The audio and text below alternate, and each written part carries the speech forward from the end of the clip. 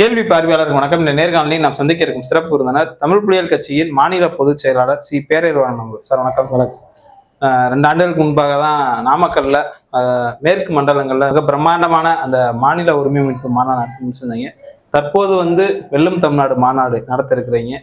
கடந்த ஆட்சி உங்களுக்குலாம் தெரியும், 40க்கு 40 அந்த மாநாட்டினுடைய தொடர்ச்சியாக மேற்கு மண்டலம் முழுவதும் திமுக வென்றிருந்தது.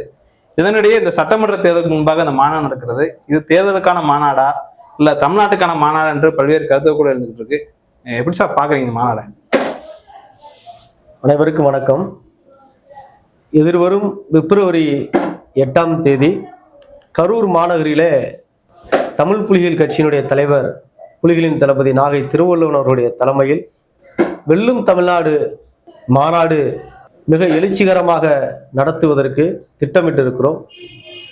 அதிலே திராவிட முன்னேற்ற கழகத்தில் இருக்கக்கூடிய கூட்டணியில் அங்கம் வகித்துக் கொண்டிருக்கக்கூடிய தலைவர்கள், அரசியல் கட்சி தலைவர்கள், இடதுசாரி சிந்தனையாளர்கள், முற்போக்காளர்கள் இந்த மாநாட்டில் பங்கேற்று மாநாட்டை சிறப்பிக்க இருக்கிறார்கள். ஓகே. இந்த மாநாடு ஏன் நடத்துகிறோம் என்று சொன்னால், நீங்க கேட்டது மாதிரி சட்டமன்ற தேர்தல் வருதே அதுக்காகவா அல்லது இந்த தேசத்தை பாதுகாக்கவா என்று நீங்க சொல்லுகிறீங்க.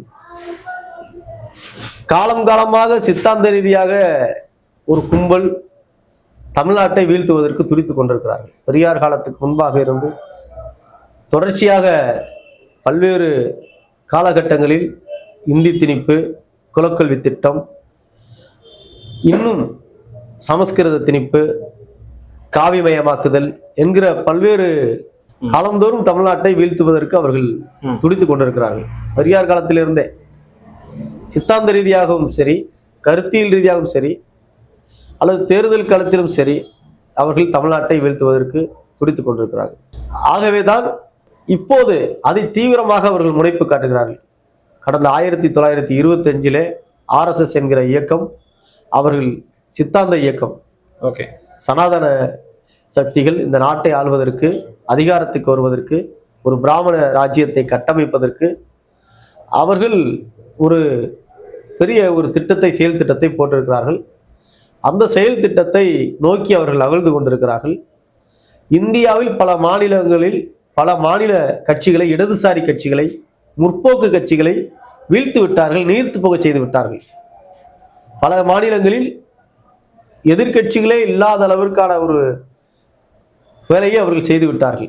அமலாக்கத்துறை, இன்னும் இருக்கக்கூடிய மத்திய அரசினுடைய நிறுவனங்கள், புலனாய்வுத்துறை, SIR, இப்போது இருக்கக்கூடிய அந்த சினிமா துறையில் இருக்கக்கூடிய அந்த துறையும் சரி, எல்லா துறையிலும் அவர்கள் கைப்படுத்தி விட்டு சென்சார் ஒவ்வொரு மாநிலங்களையும் அவர்கள் நீர்த்து போக செய்து விட்டார்கள்.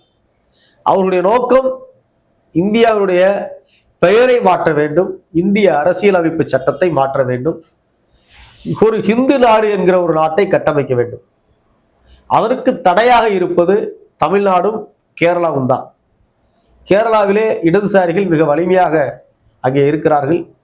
தமிழ்நாட்டிலே திராவிட இயக்கம், குறிப்பாக திராவிட முன்னேற்ற கழகம், உண்மையாகவே திராவிட சிந்தனையோடு பெரியாரிய கருத்தியலை கிட்டத்தட்ட 75 ஆண்டுகளுக்கு மேலாக அந்த சித்தாந்தங்களை முன்னிறுத்தி பெரியாருடைய கொள்கையிலே அவர்கள் உறுதியாக இன்றைக்கு போராடி கொண்டு இந்த நாட்டினுடைய வேலை செய்து கொண்டிருக்கிறார்கள். எங்களை போன்ற தமிழ் புலிகள் கட்சி, விடுதலை சிறுத்தைகள், இன்றும் மே17 பல்வேறு இயக்கங்கள், இடதுசாரி சிந்தனையாளர்கள் போன்ற கட்சிகள் எல்லாம் இந்த சனாதன கும்பலை எதிர்த்து போராடி கொண்டிருக்கிறோம்.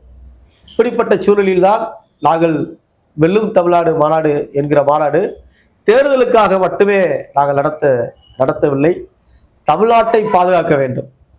ஏன் தமிழ்நாட்டை பாதுகாக்க வேண்டும் என்று சொன்னால், தமிழ்நாடை பாதுகாத்தால்தான் இந்தியாவை பாதுகாக்க முடியும்.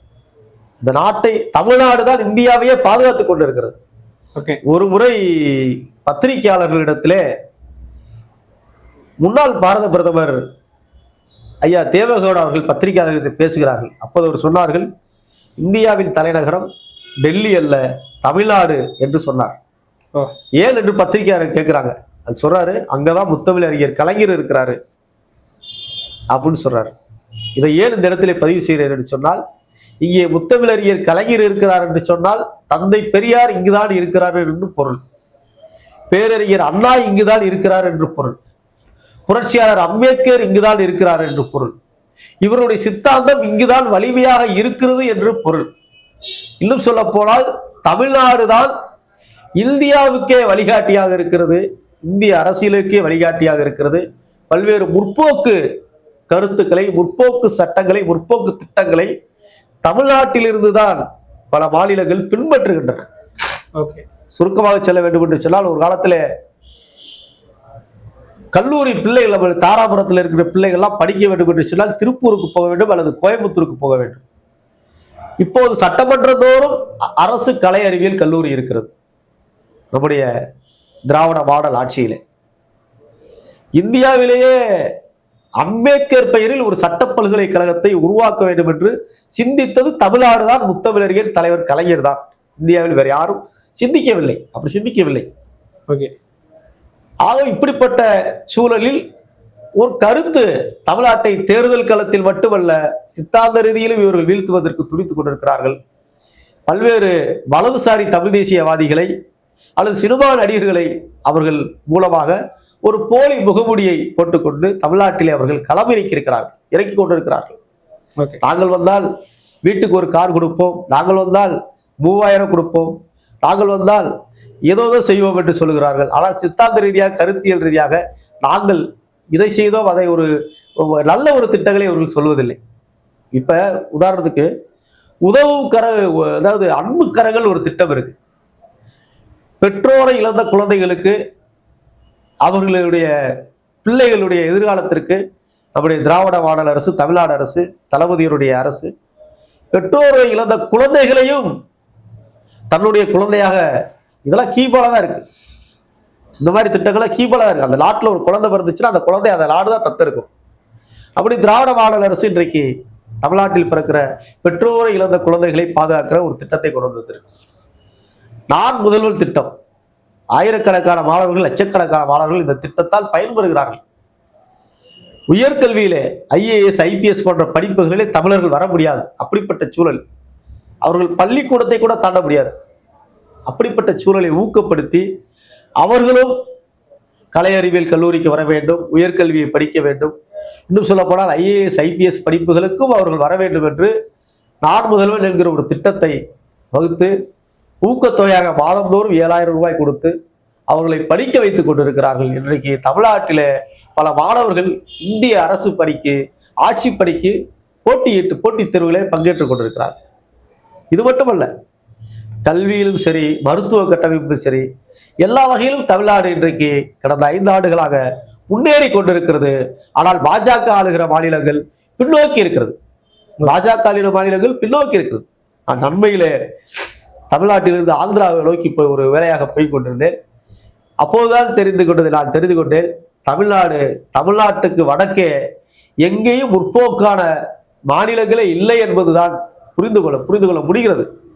ஒரு கல்லூரி கட்டமைப்பு இல்லை, ஒரு மருத்துவ கட்டமைப்பு இல்லை பல மாநிலங்களிலே. கார்ப்பரேட் கும்பல், கார்ப்பரேட் நிறுவனங்களுக்காக 4 வழிச்சாலையை மட்டும் அவர்கள் போட்டிருக்கிறார். வேற எதுவும் இல்லை. 4 வழி திட்டம் கூட முன்னாள் பிரதமர் மன்மோகன் சிங் காலத்தில் கொண்டு வரப்பட்டதுதான் இன்றைக்கு. ஆனா இப்படிப்பட்ட சூழலில் அவர்கள் தமிழ்நாட்டை குறிவைத்து தாக்குவதற்கு துடிக்கிறார்கள். ஏன் என்று சொன்னால், இங்குதான் பெரியாருடைய கருத்து இங்கே வலிமையாக இருக்கிறது, திராவிட கருத்து இங்கே வலிமையாக இருக்கிறது, சனாதன எதிர்ப்பு கருத்து இங்கே வலிமையாக இருக்கிறது. ஆகவே தான் அவர்கள் தமிழ்நாட்டை வீழ்த்துவதற்கு அவர்கள் துடித்துக் கொண்டிருக்கிறார்கள். சனாதனத்தை அவர்கள் தமிழ்நாடு தான் இன்றைக்கு அந்த சனாதன அதிகாரம், அரசமைப்பு சட்டத்தை அவர்கள் நினைப்பதை தடுக்கிற ஒரு வேலையை தமிழ்நாடு செய்து கொண்டிருக்கிறது. வேற எந்த மாநிலம் சரி, கேரளாவும் தமிழ்நாடும், கேரளா வலிமையாக தமிழ்நாடு வலிமையாக போராடி கொண்டிருக்கிறது. ஆக தமிழ்நாடு ஏன் வெல்ல வேண்டும் என்று சொன்னால், தமிழ்நாடு வீழ்த்தப்பட்டால் ஜனநாயகம் வீழ்த்தப்படும், தமிழ்நாடு வீழ்த்தப்பட்டால் சமூக நீதி வீழ்த்தப்படும், தமிழ்நாடு வீழ்த்தப்பட்டால் இந்தியா வீழ்த்தப்படும், தமிழ்நாடு வீழ்த்தப்பட்டால் ஒட்டுமொத்த தேசமே வீழ்த்தப்படும். சனாதன கும்பல் இந்த நாட்டை பண்டைகால இந்தியாவாக அவர்கள் மாற்றுவார்கள், இந்தியாவுடைய பெயரை மாற்றுவார்கள். மீண்டும் இங்கே ஒரு மனு தர்ம சட்டமாக இந்த நாட்டிலே இருக்கும். பெண்கள் உடகட்டை ஏற வேண்டும், 8 வயது குழந்தைக்கு திருமணம் பண்ணி செய்து கொடுக்க வேண்டும். முற்போக்காக இருந்த இந்த நாடு பிற்போக்கை நோக்கி 2000 ஆண்டுகளுக்கு பின்னால் இருக்கிற ஒரு வேலையை இந்த சங் பரிவார கும்பல் செய்து கொண்டிருக்கிறார்கள். காவி கும்பலுக்கு ஆதரவான சில போலி வலதுசாரி தமிழ் தேசியவாதிகளை இன்றைக்கு களமிறக்கி தமிழ்நாட்டிலே ஒரு போலியான ஒரு கட்டமைப்பை உருவாக்க நினைக்கிறார்கள். நிச்சயமாக சொல்லுகிறோம், உறுதியாக சொல்லுகிறோம், தமிழ்நாடு வெல்லும். திராவிட முன்னேற்ற கழகம் வென்றால்தான் தமிழ்நாடு வெல்லும். அதனால்தான் தமிழ்நாடு வெல்ல வேண்டும் என்கிற ஒரு மாநாடை நாங்கள் நடத்தி கொண்டிருக்கிறோம். ஆகவே நம்முடைய தமிழ்நாட்டு மக்கள் இது ஒரு வெறுப்பு அரசியலுக்கு எதிரான ஒரு வெறுப்பு அரசியலை விரட்டியடிக்கிற வீழ்த்துகிற ஒரு மாநாடு. ஆகவேதான் வெகு மக்களை திரட்டி இந்த மாநாடை நாங்கள் நடத்தி கொண்டிருக்கிறோம். இந்த வெகு மக்கள் யாவரும், பொதுமக்கள் யாவரும், ஒடுக்கப்பட்ட மக்கள் யாவரும் இந்த மாநாடு வெல்ல வேண்டும். அந்த மாநாட்டிற்கு லட்சக்கணக்கான மக்கள் பங்கேற்க வேண்டும். ஏனென்று சொன்னால் தமிழ்நாடு வீழ்த்தப்பட்டால் ஒட்டுமொத்த இந்தியா வீழ்த்தப்படும், ஜனநாயகம் வீழ்த்தப்படும், சமூக நீதி வீழ்த்தப்படும். இங்க இருக்கக்கூடிய ஒட்டுமொத்த எல்லாம் வீழ்த்தப்பட்டு இந்த நாடு மீண்டும் சங் பரிவார கும்பல் கையில் போய்விடும். ஆகவே அவர்கள் பல முகமூடி போட்டுக் கொண்டு வருகிறார்கள். நடிகர் முகத்து வழியிலே அல்லது போலி தமிழ் தேசிய வழியிலே இன்னும் ஏராளமான பொய்யர்களுடைய முகமுடியாக அவர்கள் நேரடியாக வருவதற்கு பல முறை தோற்று போய் இப்போது புதிய கும்பலை இறக்கி இருக்கிறார்கள். இந்த கும்பலை நாம் அடையாளம் கண்டு தமிழ்நாட்டை பாதுகாக்க வேண்டும். தமிழ்நாடு வீழாது, வெல்லும் தமிழ்நாடு.